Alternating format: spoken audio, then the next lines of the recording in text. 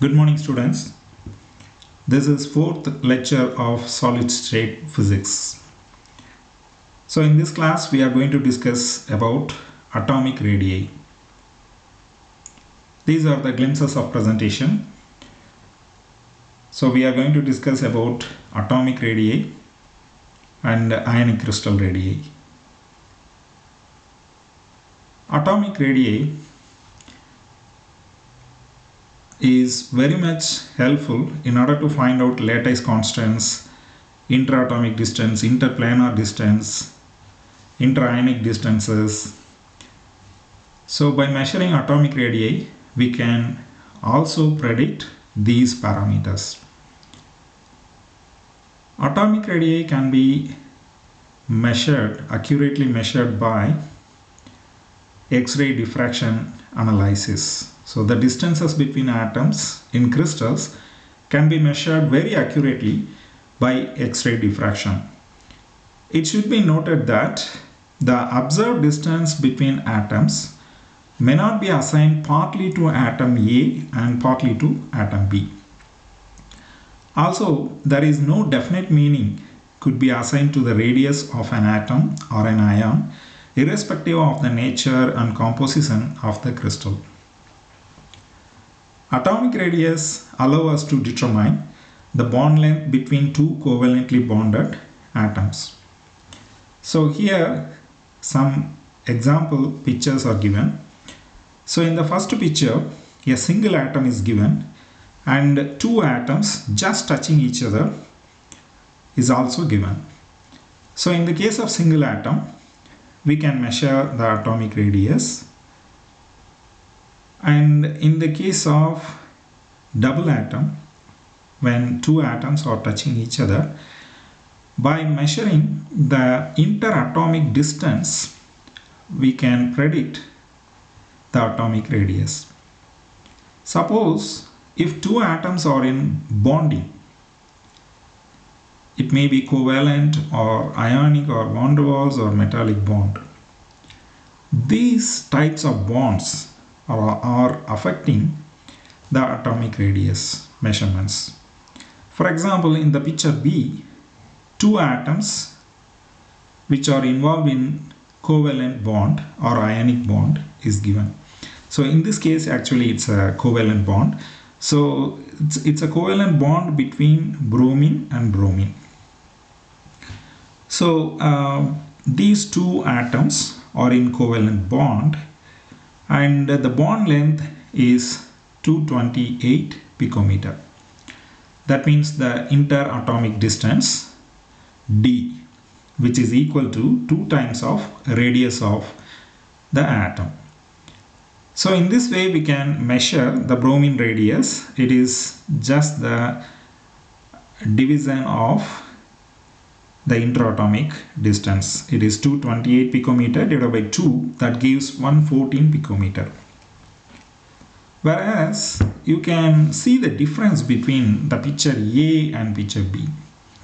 So in the first case, two atoms are just touching each other, and in this case, if we measure the interatomic distance and measure the atomic radius, it may be equivalent to the single atom atomic radius. Whereas in the case of picture B, it's involved in covalent bond. So in this kind of bonding, when the atoms are involved in this kind of bonding, we can measure the interatomic distance, and from which we can measure the atomic radius, but it won't be precisely equivalent to the single atom radius.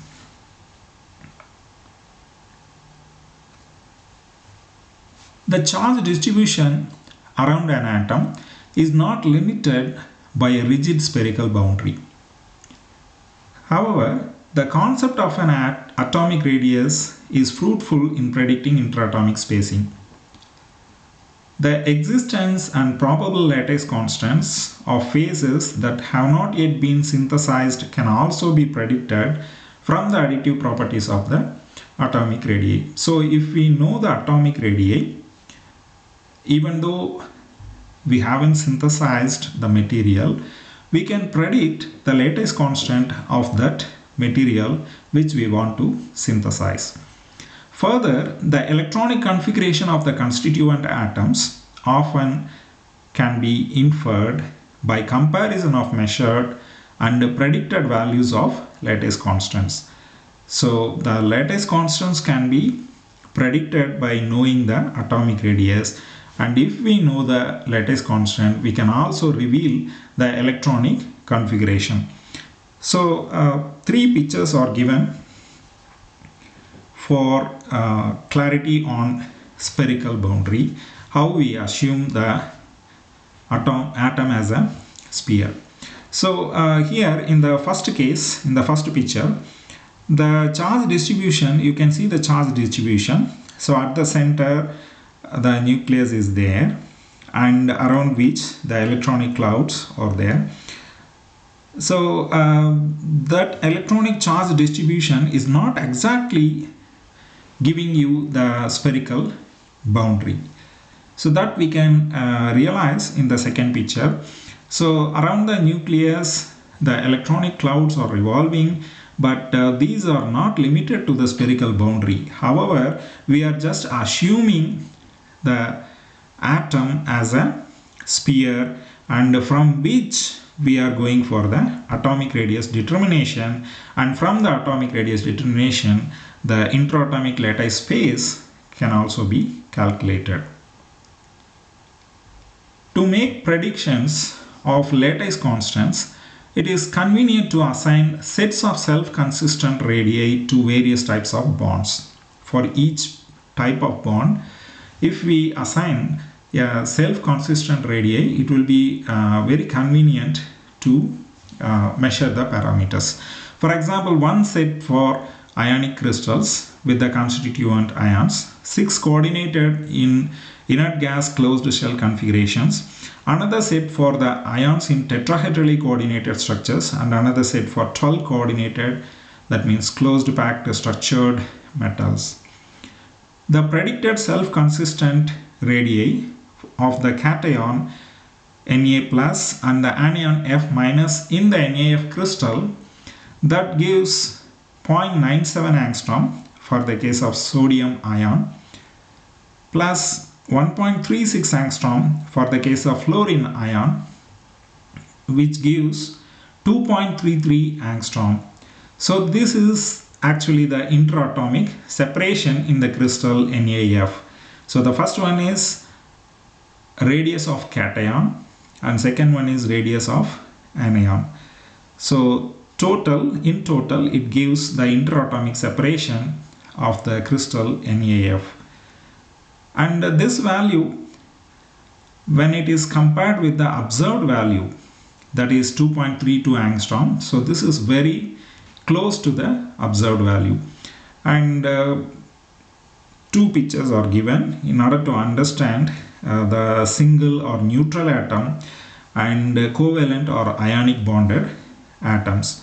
So in the case of single atom, if we measure the ionic or otherwise atomic radius, it will be almost precise, even though the electronic clouds we are assuming as spherical. It will be the error will be very negligible. But in the case of when two atoms are involved in covalent or otherwise ionic bond, then in such case we will have a range of error. So in the case of picture B, when two atoms are in covalent or ionic bond, the external clouds or electronic clouds are overlapped. So in such case, when we measure the intraatomic distance or intraionic distance, it won't be of course the intraatomic or intraionic distance would be perfect, but the individual atomic or individual ionic radius won't be exactly precise.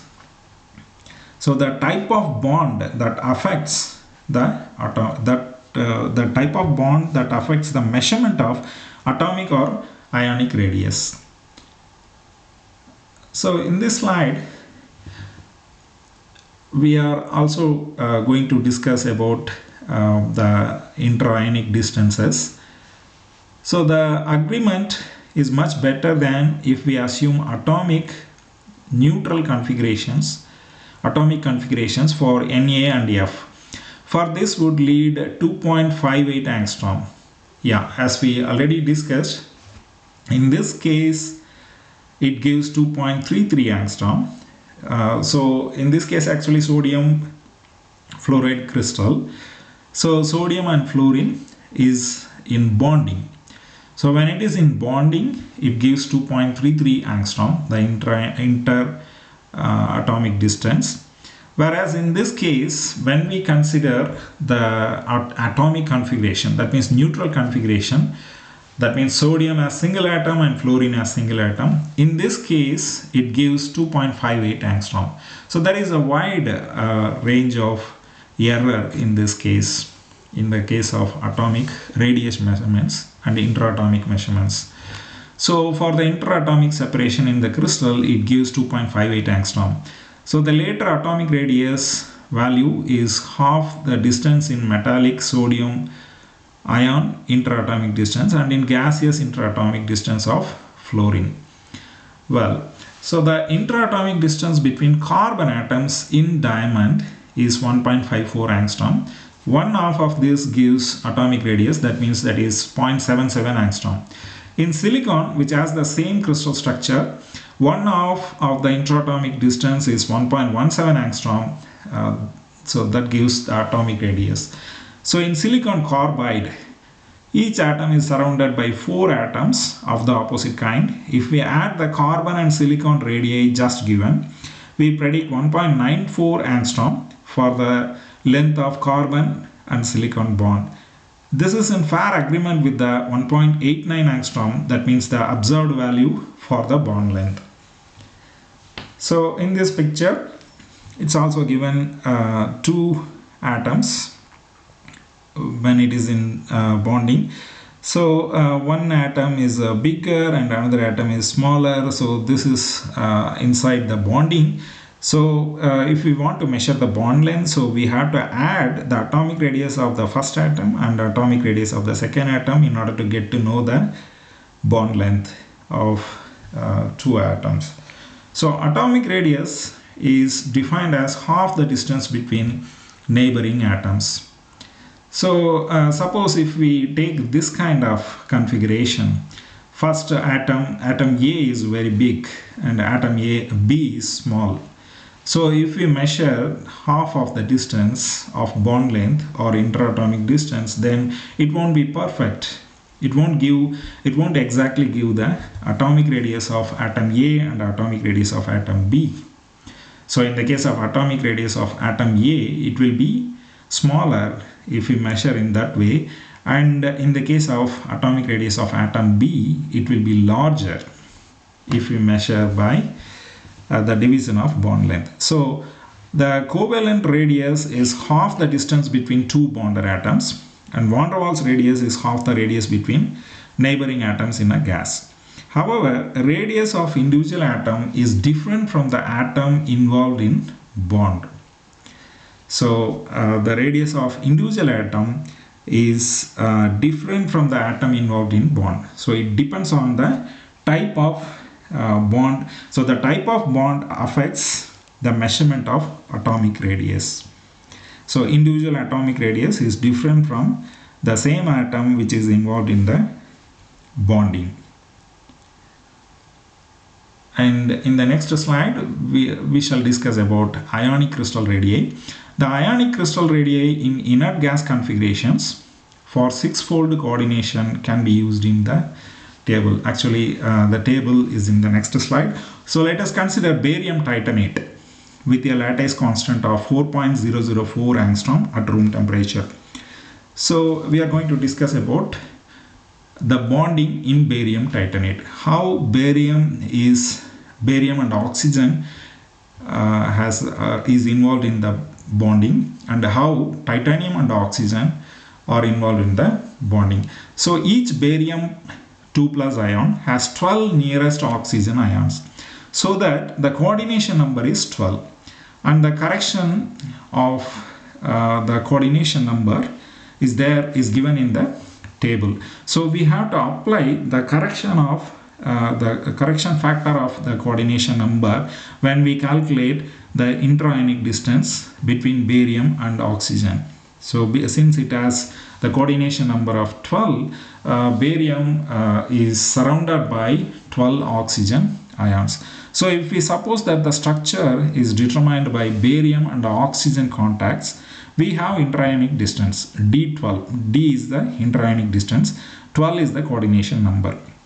So here 1.35 is the ionic radii of Ba2 plus and 1.4 is ionic radii of oxygen 2 minus plus 0.19 is the correction factor. It depends upon how many ions are surrounding the actual ion, okay, actual ion taken. So which gives 2.94 angstrom, or edge length is 4.16 angstrom. So here the edge length actually it can be calculated from the relation of A and D. So here the intraionic distance is 2.94 angstrom and the edge length is 4.16 angstrom. So in the case of barium and oxygen, it's almost matching with the observed value. Whereas in the case of titanium and oxygen, if the titanium and oxygen contact determines the structure, then we have D6, that means 6 oxygen ions are surrounding the titanium ion if we take it as ion or atom. So the first value is the radius of titanium, it is 0.68, and second one is 1.4. It gives 2.08 and the edge length is 4.16 angstrom. That means our cation and our anion is A equal to 2D relation, so that we can find out the edge length. So the observed value of inter-ionic distance is 2.08 and edge length is 4.16 angstrom in this case. But if we compare this result with the observed value, the actual lattice constant is somewhat smaller than the estimates and may perhaps suggest that the bonding is not purely ionic but is partly covalent. That means that TiO may not be ionic bond, it should be covalent bond. Because of this error, it's not matching with the observed value. So in this case, in the case of barium titanate, barium and oxygen takes the ionic bond and TiO it takes the covalent bond. So in the case of barium 2 plus ionic radius is different from the ionic bonded material BaTiO3. That means if we take the separate ion, then separate atom or ion, then that ionic radius will be different from the same ion in the bond, as we already discussed. So there is a picture given. So here it's suppose if we take it as a cesium chloride, this is having BCC structure. The intraionic distance D, actually it has a relationship with the edge length or lattice constant. It is root 3 A by 2. So edge length is 400 picometer. If we know the edge length, then we can find out the intraionic distance and vice versa. So D equal to 346.4 picometer. So we can calculate, if we know the atomic radius, we can calculate the intraionic distance, and also we can calculate the lattice constant. And also if we know the lattice constant, we can find out the intraionic distance. So in the next slide, we are going to discuss about the correction factor and the relationship of intraionic distance. So in this case, the intraionic distance dn, it can be represented as Rc plus Ra plus delta n. That means here Rc is radius of cation, Ra is radius of anion, and the correction factor delta n. So n represents the coordination number. So depends upon the coordination number, there is a correction factor, there is an error depends upon the coordination number. So we can, by knowing the correction factor, we can find out the precise intraionic distance. So if the coordination number is 1, then the correction factor is minus 0.5, and if the coordination number is 2, then minus 0.31, and so on. So for 12 it is 0.19, and this value we have substituted in order to calculate the barium oxygen contacts intraionic distance. So in this case D12 equal to 1.35 plus 1.4 plus 0.19. This 0.19 is the correction factor for delta 12. That means the coordination number is 12. So that gives 2.94 angstrom, and this is close with the observed value. So these are the references. So here actually I referred the Introduction to Solid State Physics Charles Kittel book in order to prepare this presentation. So in this class we have discussed about atomic radii and ionic crystal radii. So atomic radii has some quantity of error, some small error, it is negligible, and the atomic radius we are measuring by considering the atom as a spherical, has a spherical boundary, and then we are proceeding in order to calculate the atomic radius and intraionic distance or interatomic distance and lattice constants, and also we measure interatomic distance and intraionic distance. So when the atoms are involved in some bonding, this bonding affects the measurement of ionic or atomic radius, as we already discussed. So in this class we discussed about atomic radii, how to measure the atomic radii and how far it is precise, and how the atomic radius measurements are affected by the types of bond. So these things we discussed, and also the ionic crystal radii. Thank you very much.